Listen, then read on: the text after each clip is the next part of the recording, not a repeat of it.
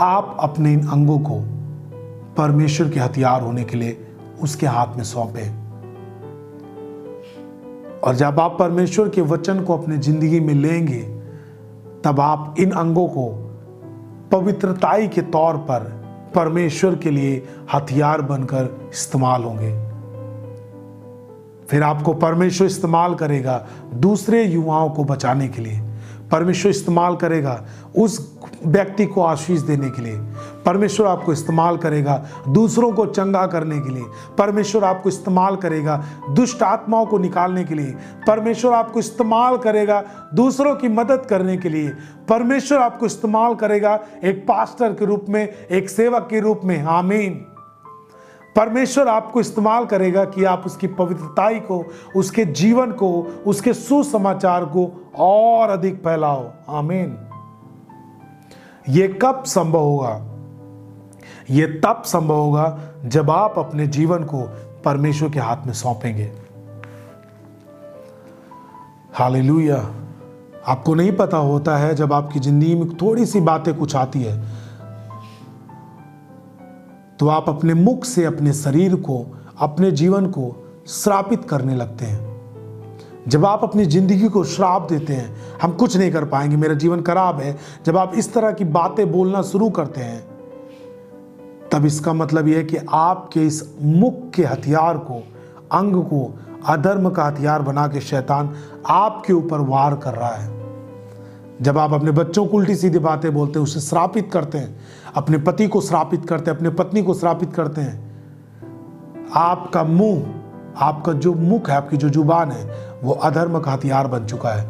इसे परमेश्वर के हाथ में सौंपें। इससे केवल प्रार्थना करें, इससे आशीषें बोले, इससे प्रोग्रेस की बातें होनी चाहिए, उन्नति की बातें होनी चाहिए, दूसरों को शिक्षाएं मिल सकें, उनके आत्मिक जीवन की बढ़ोतरी हो सके।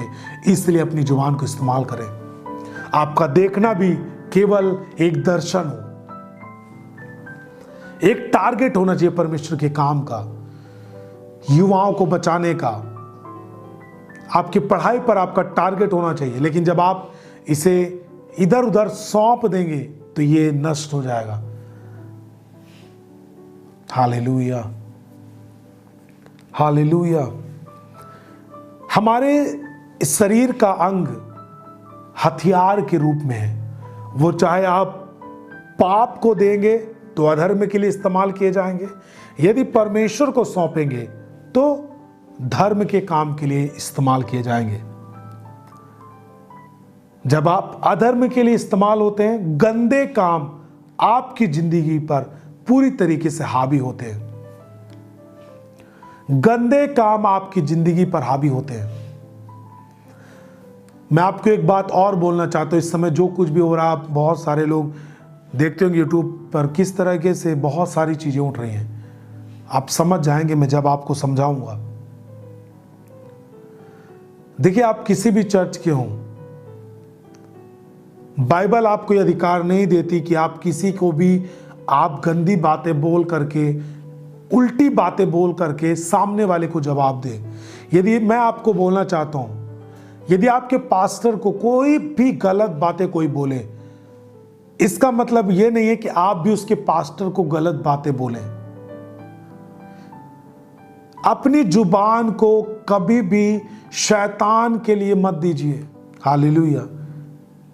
किसी पास्टर का पुतला ना फूंके, किसी पास्टर के विरोध में ना खड़े हों, परंतु हां, यदि आपको जवाब देना है तो वचन से जवाब दें, बस। उसके बाद चुप हो जाए। उससे ज्यादा आप गए तो पाप होगा आपसे, क्योंकि आपकी परख हो रही है आप किस स्तर पे जा रहे हैं।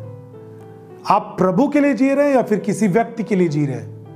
जब आप किसी व्यक्ति के लिए जिएंगे, तब आप उस व्यक्ति के लिए शरीर के काम भी करने लगेंगे, गाली दे डालेंगे, मारने के लिए तैयार हो जाएंगे, लड़ाई करने के लिए तैयार हो जाएंगे।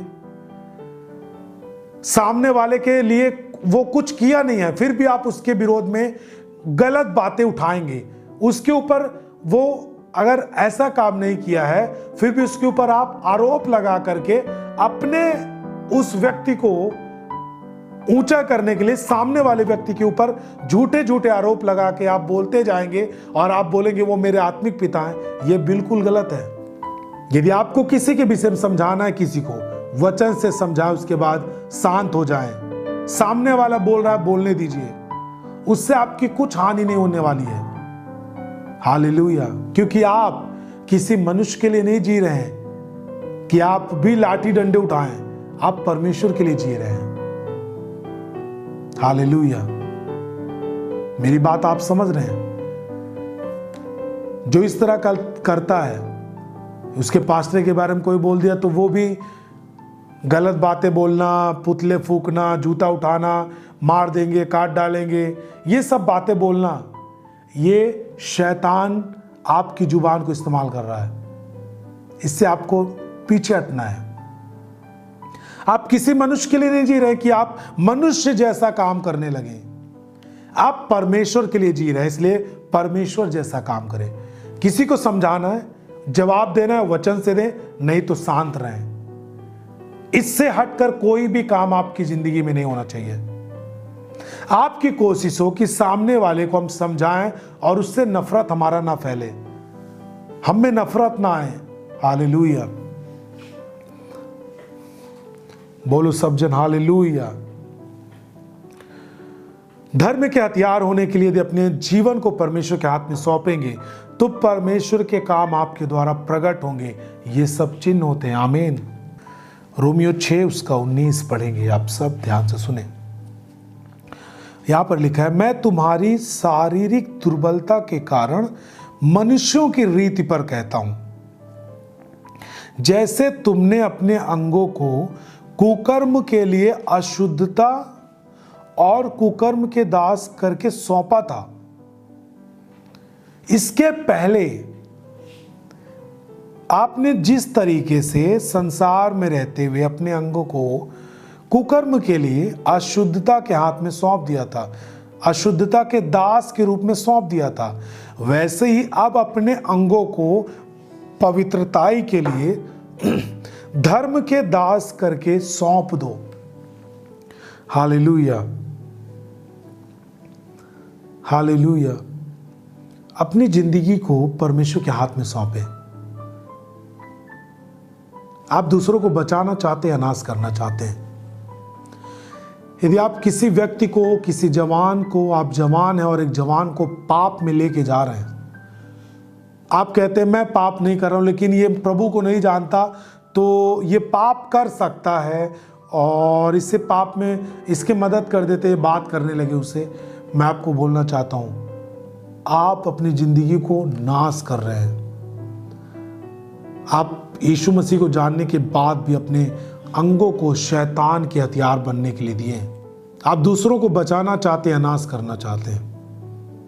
किसी को आप इस तरह की बातों में, नशे की आदत में लेके जाते हैं, इसका मतलब यह है कि आप उसे नाश करना चाहते हैं। यस, मैं कह रहा हूं आपको, आप उसे नाश करना चाहते हैं। लेकिन जब एक व्यक्ति को आप समझाते हैं, उसे सिखाते हैं, अच्छी बातें उसी को सिखाते हैं, प्रतिदिन आपको चिंता होती है उसके विषय में कि उसको मैं बचा लूं, आप समझ पा रहे हैं, आप उसे बचाना चाहते हैं, ये आपके लिए बहुत अच्छा है। दुनिया में अलग अलग शिक्षाएं हैं, बहुत सारी चीजें पड़ी हुई हैं, आप उस पर ना जाएं क्योंकि वो आपको नाश कर देंगी। आप परमेश्वर के वचन के अनुसार चलें, आप बचेंगे और दूसरों को भी बचाएंगे। लोगों को वचन के अनुसार बचाने की कोशिश करें, सुसमाचार बांटें, एक दूसरे से प्रेम करें, किसी को नफरत करके मसीह से दूर ना करें, उसे प्रेम करें और प्रेम के द्वारा लोगों को जीतना सीखें। अपने अंगों को धर्म के हथियार बनाने के लिए दे दें। बाइबल कहती है कि आपकी देह व्यभिचार के लिए नहीं है, पाप के लिए नहीं है। आप अपने अंग के द्वारा यदि आप व्यभिचार करते हैं, आप शारीरिक संबंध बनाते हैं दूसरों के साथ जो वचन के खिलाफ है, जो नियम के खिलाफ है, आप अपने जीवन को नाश कर रहे हैं। हालेलुया। इन चीजों से बचें।